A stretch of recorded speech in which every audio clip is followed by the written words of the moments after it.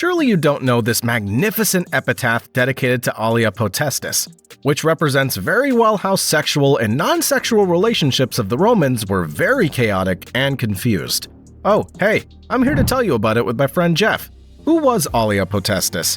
Well, you might imagine that an epitaph is dedicated to an important woman of political office, a sacred virgin, or perhaps the wife of who knows which Roman emperor. But no, Allia Potestas of the 2nd AD was a former slave then freed by Aulus, the antagonist of this story, who became, let's say, her husband and perhaps master. It's not very clear.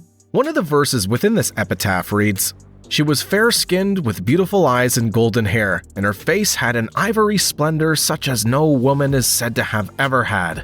And in her snowy breast she had small breasts." We'll now analyze some parts of this epitaph written by Aulus together. Beautiful like few others, and industrious like only one or two other women among many. Strong, moderate, thrifty, irreproachable, a very trustworthy guardian, cared for at home, cared for just enough outside the home, well known to everyone, she was the only one who could take care of all the chores. The first to get out of bed, she went to sleep last after putting everything in order. Here we see and notice very well how Allia was a good housewife who took household chores seriously, which was something very well seen by Roman men, especially the raising of strong, vigorous children who could serve their father and the homeland.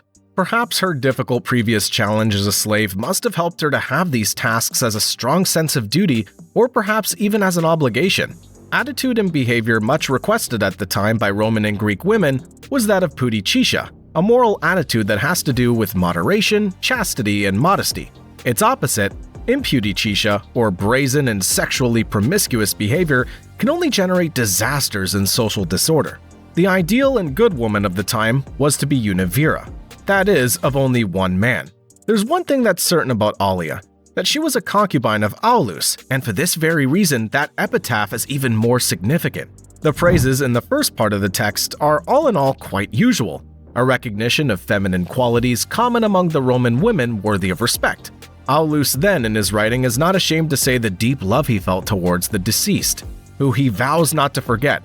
And here's a part of the text, the patron, Aulus himself, from whom you've never been torn from the heart, crying without respite, offers as a gift to you, who are dead, these verses which he believes are welcome gifts to the deceased, the patron, to whom no woman, after you, seemed worthy.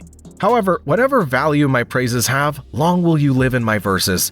I'll take a short break to tell you to hit that subscribe button. Leave a nice like and your opinion about it.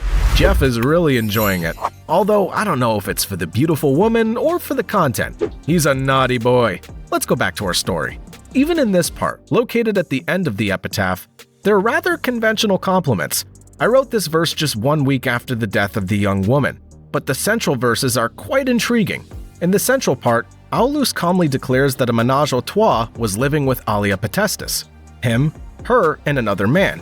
Would you like it to have been you, eh, Jeff? Naughty. While he was alive, he maintained the affection between two young lovers, so that they became similar to the example of Pylades and Orestes. Only one house welcomed them. They had a single soul. Here, he made a quote to two great and important figures, Orestes and Pylades, ancient Greek mythological characters who were linked to each other by a very strong friendship, which did not even deny a homosexual relationship between the two. This piece of the dedication suggests that Allia's two lovers also had a relationship, a very common thing in ancient Rome to have multiple partners of opposite sexes and that they even knew each other. Unfortunately, nothing too certain is known about this. However, it's known that the two men stopped living together after the death of the young woman, as is well understood in this sentence. After her death, now those same men grow old separated from each other, which makes it clear that perhaps the interest between the two was linked only by the beautiful concubine who, as quoted at the beginning of the story, Aulus wrote, "She was of fair complexion, with beautiful eyes and golden hair, and kept her face with an ivory splendor which no woman is said to have ever had, and in the snowy chest had small breasts." We also know that Aulus said that the woman shaved frequently to be beautiful and attractive despite having rough hands. Unfortunately, very little is known about Allia, who was a resident in Perugia. There's Dr. Mary Brett, an important historian based at the University of Cambridge who considers her a unique character in understanding what sexual life was like among the Romans, as she says here. If I just wanted an example of how Roman relationships could be as murky, messy, and confusing as ours, I would take the family of Allia Potestas, so different from the classic examples of Roman virtue and loyalty. The epitaph of Allia Potestas has the merit of telling a lot, in just 50 lines, about the daily life of a former slave, a category about which the big story does not talk much. The fact remains that it is a man who writes about her. While it would certainly be interesting to know what the protagonist would have had to say, how she would have described her life, one can only agree with Professor Beard.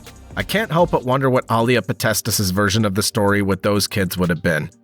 If you wish to read the entire epitaph, you could search for it. The Epitaph of Allia Potestas, edited by Elisabetta Saltelli.